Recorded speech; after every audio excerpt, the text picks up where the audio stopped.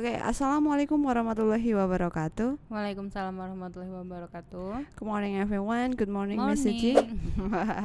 Oke, hari ini kita lanjut ya pertemuan dari kemarin. Ini kita masuk ke pertemuan ke 7. 7. Seven Tentang minute apa ya. Miss ini, Miss? Pertemuan ke-7. Oke, pertemuan ke-7 ini we will talk baru tadi cerita tentang going kok jadi will. We are going to talk about imperative sentence. Imperative sentence itu adalah kalimat perintah. Jadi ketika kita dengar imperative sentence kan agak itu ya, nggak familiar ya sebenarnya. Iya, Imperatif apa apa itu sih imperative imperatif sentence? itu? Saya ternyata artinya kalimat perintah. Nah, di sini nanti kita akan bahas bagaimana menggunakan kalimat perintah dalam ekspresi polite dan impolite. Mungkin Sopan dan lebih tidak tepatnya sopan. bukan polite impolite sih, kayak apa? Bisa dikatakan juga formal informal gitu. Soalnya kalau kita bilang impolite tapi ketika itu kita katakan kepada ibu nyuruh anak misalnya, itu kan it's okay ya. Iya, jadi bahasa Inggris itu kan memang ini ya, tergantung dari konteksnya, siapa yang diajak berbicara. Iya, benar. Bisa aja dia polite ketika bicara dengan teman, tapi bisa jadi tidak polite ketika dia bicara dengan atasan, misal contohnya kayak gitu. Ini Nah, tadi ya. ini polite and impolite. Polite itu sopan, impolite itu Kurang tidak sopan. sopan. Iya, tidak sopan atau kurang sopan. Oke. Nah, apa Miss ini, Miss? Oke, tadi kita udah singgung bahwa imperative sentence itu adalah kalimat perintah. Ini itu ya yang lebih detailnya lagi, bahwa imperative sentence adalah jenis kalimat atau pernyataan untuk mengekspresikan perintah, instruksi, arahan, nasihat, saran atau permintaan. Jadi ternyata selain kalimat perintah ini bukan dalam arti menyuruh saja ya. Ternyata ini bisa digunakan untuk memberikan saran, terus memberikan instruksi, arahan, nasihat, polanya akan sama. Terus katanya kalimat imperatif dalam bahasa Inggris dapat diakhiri dengan titik atau tanda seru. Jadi kalimat imperatif ini tidak hanya tanda seru. Kalau kita taunya kalimat perintah pasti tanda seru. Ternyata imperative sentence ini karena tadi fungsinya tidak hanya untuk memberi perintah, dia juga bisa diakhiri dengan Tanda full titik. stop ya, titik. Beda ya berarti dengan bahasa Indonesia ya, Miss ya. Kalau bahasa Indonesia kalimat imperatif biasanya tanda seru ya kebanyakan. Iya. Kamu dapat memilih salah satunya tergantung dari penekanan dan konteks kalimatnya. Itu yang dikatakan misalnya tadi, kita lihat konteksnya dan penekanannya. Kalau kita benar memerintah misalnya tutup pintunya, biasanya tanda seru ya. Close the door please. Oke. Kalimat dengan tanda seru atau exclamation mark bersifat lebih tegas daripada yang diakhiri tanda titik. Yang tanda titik itu biasanya lebih dipakai untuk ngasih saran, ya kan? Bukan kalau perintah kan itu kayak udah mutlak nyuruh, pokoknya maksudnya. harus gitu. Dia harus dilakukan gitu. Well, next, Miss Anis. Nah, sekarang ini ya, kita menggunakan imperative sentence itu untuk apa gitu. Ini ada banyak nih. Ini bahasa Inggris semua. 1, 2, 3, 4, 5. Pusing ini kalau nggak terjemahkan dulu ya. Kita bahas satu-satu. We use the imperative when we tell people what to do or what not to do. Nah, maksudnya itu kita menggunakan imperative sentence ketika kita ini mau mengatakan ini yang harus dilakukan, ini yang tidak harus dilakukan gitu ya, Mas ya. Nah, contohnya open the door. Berarti ini yang harus kamu lakukan, open the door. Kira-kira kalau disuruh gitu marah nggak Miss ini, Miss? Open the door gitu. Tergantung siapa yang disuruh, tergantung siapa yang nyuruh. Atau yang contoh what not to do, yang tidak harus dilakukan adalah don't speak, don't touch, don't apa lagi, Miss? Don't walk on the grass mungkin. Nah, itu yang contohnya yang paling sering ada, yang mungkin teman-teman juga sering lihat. Nah, yang kedua, we make the imperative by using the infinitive of the verb. Apa lagi itu maksudnya infinitive? Nah, tapi tanpa to, without to. Contohnya close the window kan, bukan to close the window ya, Miss ya, tapi langsung close the window. Terus kalau mau ngomong ambilkan buku itu gimana, Miss? Take the book. Take the book. Jadi bukan to take the book. Karena infinitive itu artinya kalimat tanpa to. Kalau finitive kan pakai to ya, to plus verb. Nah, ini contohnya close the window atau turn off the light. Itu maksudnya matikan lampunya atau make a cup of tea, buatkan secangkir teh gitu. Jadi polanya kalau kita perhatikan itu dia langsung kata kerjanya ya. Kata kerjanya plus objeknya atau kata keterangannya tanpa subjek. Jadi benar. Jadi kemarin kan kalau saya jelaskan di kelas, saya bilang kalimat itu benar ketika dia memiliki sekurang-kurangnya subjek dan predikat. Itu untuk kalimat yang itu yang apa? Subjek positif, negatif, interrogatif gitu kan. Itu kan harus ada subjek dan predikat. Tapi untuk kalimat imperatif kita tidak harus menggunakan subjek. Tapi bisa misalnya kita mau bilang ke orangnya, Suci, close the window. Itu bisa. Boleh. Tapi ketika saya bilang close the window sama orang, itu artinya orang yang saya suruh itu ada di dekat saya ya. Jadi saya sudah tahu siapa yang saya suruh, enggak dalam apa? Orang banyak misalnya terus bilang close the window, loh siapa yang disuruh close the window? Kalau kejadiannya kayak gitu kita harus sebutkan subjeknya gitu. Oke, sekarang yang ketiga, we make a negative sentence with don't or do not. For example, don't speak Spanish. Jangan bicara bahasa apa misalnya Spanyol. Don't walk on the grass. Nah, tadi kan jangan berjalan di rumput. Atau don't climb the tree. Jangan memanjat pohon, nanti jatuh, maksudnya gitu. Nah, ini adalah contoh kita imperative sentence yang maknanya itu negatif ya, maksudnya larangan gitu, seperti jangan, larangan. Kata bahasa Indonesia itu jangan. Don't itu kan jangan gitu.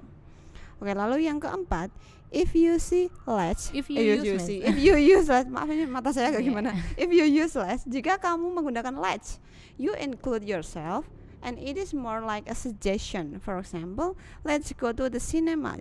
Mari kita mari atau ayo ya berarti Mas ya. Ayo pergi ke bioskop gitu. Berarti kan yang ngomong juga ikut gitu. Ngajak artinya ngajak sama-sama bareng. Bukan hanya nyuruh tapi mengajak gitu. Ayo, bukan saya nyuruh go to the bioskop. Berarti kan yang pergi kan hanya Miss Suci kan kalau saya bilang gitu. Tapi kalau saya bilang let's go to the cinema, berarti ayo kita ke sinema, kita bareng-bareng pergi ke sana gitu. Let's itu singkatan dari gimana? Let's itu singkatan dari letas ya? Let's ini artinya ayo gitu, sudah dia paten let's gitu. Atau juga let's not go out, itu berarti apa Miss? Jangan ya Miss ya, lebih diartikannya ke jangan keluar gitu ya, mari untuk tidak keluar. Jadi stay at home corona itu stay at home. Don't let's visit the zoo. Nah, maksudnya jangan mengunjungi zoo apa Miss? Zoo? Kebun binatang. Oke. Terus yang terakhir gimana Miss ini Miss? Menggunakan please. Oke, katanya if you use please, it is more polite. For example, please drive carefully. Nah, jadi polite sama impolite itu lebih ke perbedaannya itu pada expression yang digunakan ya. Expression itu maksudnya pemilihan katanya ini dia pakai tambahan please. Kalau please itu kan artinya apa? Kayak tolong. Ekspresi tolong ya. Contohnya please drive carefully. Tolong hati-hati nyetirnya. Tapi kalau kita bilang drive carefully itu udah jelas kita minta tapi agak nyolot ya. Tergantung juga misalnya tergantung juga ya. yang diajak ngomong gitu. Iya. Nah, untuk pola kalimat yang lebih sopan ini biasanya kita misalnya ngomongnya sama orang yang belum kita kenal, atau orang yang usianya di atas kita atau yang lebih kita hormati. Tapi kalau sama temen biasanya kita langsung aja ya bisa bilang drive carefully gitu. Terus contoh lainnya please don't run, please jangan lari, jalan aja. Please make me a cup of tea. Jadi dia ini minta tolong tapi dalam ekspresi yang lebih sopan. Berarti ini bukan menyuruh tapi meminta tolong ya. Kalau minta tolong itu kali bahasa sopannya dari menyuruh. Sebenarnya sama. Nah, sekarang ke apa ini Miss? The purpose of imperative sentence. Banyak banget ya Miss ya ternyata. Apa aja Miss ini Miss? Well, tadi kita udah bahas dikit bahwa imperative sentence itu tidak hanya kalimat perintah, tidak hanya fungsinya sebagai kalimat untuk memerintah, tapi ternyata ada berapa ini? 1, 2, 3, 4, 5. Ada 5 at least ya, memberikan permintaan, a request kayak tadi minta tolong please make me a cup of coffee. Itu kan permintaan, tolong buatkan saya secangkir kopi. Terus memberikan perintah atau arahan, a command. Kemudian mengekspresikan harapan untuk seseorang atau a wish, mengundang seseorang untuk melakukan sesuatu. Kayak tadi yang mengundang ini contohnya ajakan tadi, let's go to the cinema, itu kan mengundang ya, mengajak untuk melakukan sesuatu yang artinya kita juga include di dalam itu, kita juga terlibat dalam kegiatan yang akan dilakukan itu. Kemudian memberikan sebuah instruksi atau arahan, an instruction. Nanti contohnya yang lebih detail akan kita lihat di contoh kalimat ya. Ya. Nah, sekarang subject in imperative sentence. Nah, subjeknya terus di mana, Miss? Tadi kan nggak ada subjeknya ya. Nah, setiap kalimat biasanya didahului oleh subjek. Namun kalimat imperatif dalam bahasa Inggris tidak selalu memiliki subjek. Nah, kayak tadi kan sudah dibahas kan tadi. Oke, imperative sentences, kalimat imperatif biasanya didahului kata kerja. Nah, kata kerja lalu objeknya apa gitu. Kemudian tujuannya memberikan perintah kepada seseorang yang diajak ngobrol secara langsung tanpa harus menyebutkan nama. Nah, jadi yang disuruh itu sudah tahu, sudah di dekatnya, ya maksudnya di dalam jangkauan. Dalam jangkauan ya, benar. Contohnya adalah go to your room, pergi ke kamarmu. Dia impolite, tapi tergantung dia ngomongnya ke siapa. Nah, untuk contoh yang polite, yang sopan itu kita tambahkan please kayak tadi ya. Please close the door. Tolong tutup pintunya atau mohon tutup pintunya, itu polite. Kemudian contoh yang ini yang impolite ya, yang tidak, kurang sopan gitu. Nah, contohnya ini, look in the drawer. Lihatlah di dalam laci itu. Ada apa, coba dilihat gitu. Tapi kan langsung menggunakan kata kerja langsung look tanpa please. Jadi dirasa kurang polite. Tapi sekali lagi tergantung siapa yang diajak berbicara. Lalu yang contoh yang selanjutnya itu masih yang impolite, yang kurang sopan, itu get out of my way. Wah, ini biasanya di drama-drama banyak ini. Get out of my way. Itu ya impolite-nya lebih berasa ya, sense impolite. Minggir dari hadapanku, kayak drama-drama gitu ini. Karena di sana kita bisa lihat sense kemarahan ya. Jadi anger. Bener. Kemudian ini ya contoh yang sopan ini. Pass the salt, please. Nah, ada kata please ya, pasti sopan gitu. Sesama teman boleh nggak pakai please? Boleh aja, Miss ya. Nggak harus kalau sesama dosen ke mahasiswa pun nggak apa-apa. Jadi nggak harus kalau yang dari atasan ke bawahan harus yang impolite gitu, enggak. Jadi boleh dua-duanya gitu. Nah, ini gimana Miss ini, Miss? Oke, sekarang kalau tadi kita udah bahas tentang imperative sentence, ini sedikit kita singgung declarative sentence. Kenapa ini kita bahas? Karena deklaratif sama imperatif itu mirip tapi fungsinya ternyata berbeda. Dan karena si imperatif ini bisa diakhiri dengan titik, jadi dia lebih mirip jadinya sama deklaratif. Nah, deklaratif itu apa? Kalimat imperatif dan deklaratif sama-sama diakhiri tanda titik. Bedanya, imperatif bertujuan menyampaikan permintaan atau perintah, sedangkan deklaratif mengekspresikan sebuah pernyataan. Jadi deklaratif itu fungsinya buat bikin pernyataan atau apa ya, ngasih tahu aja, ibaratnya simpelnya kayak gitu, buat ngasih tahu tanpa meminta orang melakukan sesuatu.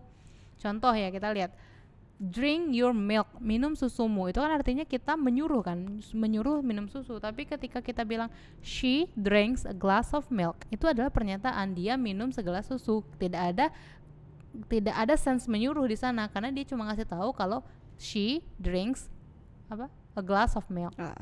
Then turn left after this sign, belok kiri setelah tanda ini adalah imperatif, artinya dia bilang setelah tanda ini belok kiri, itu nyuruh. Tapi kalau dia bilang you should turn left after this sign, kamu harus belok kiri. Harus ini maksudnya seharusnya ya, seharusnya ya. bukan harus yang pada level must. Kalau dalam level must itu kan harusnya berarti dia imperatif ya. Iya. You must turn left. Ini itu hanya artinya, saran mungkin ya. Should di sini lebih itu saran, misalnya atau orang nanya direction ya, nanya ini alamatnya di mana, terus kita kasih tahu aja after this sign you should turn left, setelah tanda itu kamu harus belok kiri, ngasih tahu pernyataan gitu. Kemudian contohnya lagi, do not go home late, itu imperatif, jangan pulang terlambat. Tapi kalau kita bilang I won't go home late, saya tidak akan pulang terlambat, jelas ya, saya rasa perbedaannya. Jelas. Dari artinya kita bisa langsung menebak, oh ini perintah, ini bukan perintah. Terus spread peanut butter on the bread. Oleskan selai kacang pada roti. Oleskan berarti dinyuruh, tolong dioleskan. I bought a jar of peanut butter. Saya membeli sebotol selai kacang. Well, itu perbedaannya. I think it has been clear enough. Terus juga mungkin kalau dari kalimatnya itu salah satu perbedaan yang paling mencolok dari imperatif dan deklaratif itu adalah imperatif itu jarang yang pakai subjek ya Miss ya. Tapi kalau deklaratif dilihat itu semuanya menggunakan subjek. Contoh yang pertama itu she, subjeknya she kan, she drinks a glass of milk. Lalu yang contoh deklaratif yang kedua, you should. Nah, berarti kan ada you-nya itu, dia deklaratif. Kemudian yang selanjutnya, I won't go home late. Nah kan I. Kalau jadi imperatif dia kan tidak perlu subjek, don't go home late. Nah itu. Lalu yang selanjutnya juga sama aja. Dia yang imperatif itu langsung spread peanut butter on the bread. Atau kalau yang deklaratif dia menggunakan subjek I bought a jar of peanut butter. Jadi ini ya bedanya, kalau deklaratif itu menggunakan subjek, kalau imperatif itu biasanya tidak menggunakan subjek. Boleh sih pakai, tapi yang umum atau yang biasanya dipakai itu tanpa subjek. Wah, apalagi nih? Imperatif and exclamatory sentence. Apa ini Miss? Gimana Miss ini? Oke, tadi kalau kita lihat perbedaan antara imperatif sama deklaratif, sekarang ada lagi jenis kalimat lagi namanya exclamatory. Nah, ini dia juga mirip. Kalau tadi miripnya sama imperatif dia sama-sama pakai titik, kalau yang ini dia sama-sama pakai tanda seru. Karena imperatif itu kan bisa pakai tanda titik, akhirnya diakhiri tanda titik atau tanda seru. Nah, ini apa ya? Apakah persamaan dan perbedaan kalimat perintah dan kalimat seruan? Oh, ternyata exclamatory sentences itu adalah kalimat seru. Kalimat seru itu tapi dalam artian bukan kalimat perintah, bukan seru dalam arti perintah, tapi apa? Mereka sama-sama menggunakan tanda seru, exclamation mark pada akhir kalimat. Bedanya, imperative sentence bertujuan untuk memberikan perintah, sedangkan exclamatory sentences bertujuan untuk mengungkapkan perasaan yang kuat seperti kebahagiaan, kesedihan, kemarahan, kekaguman, dan sebagainya. Oh, sudah jelas di sini ternyata. Jelas ya. Oh, memberi perintah, yang satu untuk mengungkapkan perasaan. Nah, kita lihat contohnya sekarang ya teman-teman ya. Do your best. Apa ini? Ditulisin imperatif dia kan menyuruh gitu ya Miss ya. Nah sekarang yang kedua kita lanjut ke contoh yang kedua, you are the best. Nah ini ungkapan apa ya ini ya, kekaguman ini, kamu adalah yang terbaik, berarti dia masuk ke exclamatory walaupun sama-sama menggunakan tanda seru ya Miss ya. Lalu contoh yang kedua, please give me a second chance. Nah, tolong beri saya kesempatan yang kedua. Nah berarti dia seruan menyuruh ya Miss ya, imperatif. Meminta kalau ini. Meminta. Oke. Kemudian yang contoh yang kedua, I don't believe you. Aku tak percaya kepadamu. Itu ekspresi apa Miss ini kalau exclamatory? Kemarahan ya. Kemarahan ya. I don't believe you. Tapi tidak ada perintah di sana, cuma ngasih tahu bahwa saya tidak mempercayai kamu. Iya. Lebay. Lalu contoh yang selanjutnya, give me a beautiful flower. Berikan saya bunga yang indah. Oh jelas dia memerintah, kasih saya bunga yang indah gitu. Yang jelek jangan, maksudnya gitu. Oke, yang contoh yang kedua, what a beautiful flower. Nah dia berarti ungkapan kekaguman ya, betapa indahnya bunga itu, bunganya cantik, warnanya putih, nah gitu, contohnya gitu. Oke, contoh yang ini imperatif yang terakhir, please drink this orange juice. Minumlah jus jeruk ini. Nah disuruh, kamu tuh sudah ada jus, tinggal disuruh minumlah itu, minum aja gitu. Atau jika kalau ini contoh yang exclamatory, dia itu I love orange juice and chocolate drink. Itu saya menyukai jus jeruk dan minuman coklatnya, berarti ekspresi apa Miss ini Miss? Kebahagiaan. Iya bisa mungkin. Intinya tentang dia ini ya. Kesukaan. Iya, intinya dia mengungkapkan perasaan dia. Dia itu suka jus jeruk dan minuman coklat. Nah ini Miss contohnya. Banyak banget ini. Oke, ini kita itu aja ya, beberapa aja ya. More examples of imperative sentence. Jadi ini contohnya yang pakai titik nih semuanya ini. Jadi contohnya, bring me a glass of water. Apa artinya ya? Bawakan saya segelas air. Kalau itu kan tadi yang positif ya. Kalau yang ini yang negatifnya, don't ever touch my phone. Ini berarti itu ya tegas ya. Iya. Jangan pernah sentuh HP saya. Terus contohnya yang pakai please forgive my meticulousness but you have spelled it wrong. Pakai please. Oke. Pakai Tolong please maafkan. berarti tolong ya. Terus please grant me a loan, itu typo ya, setelah itu nggak ada titik. Kebalik titiknya, harusnya di setelah loan. Dan watch your step before taking it.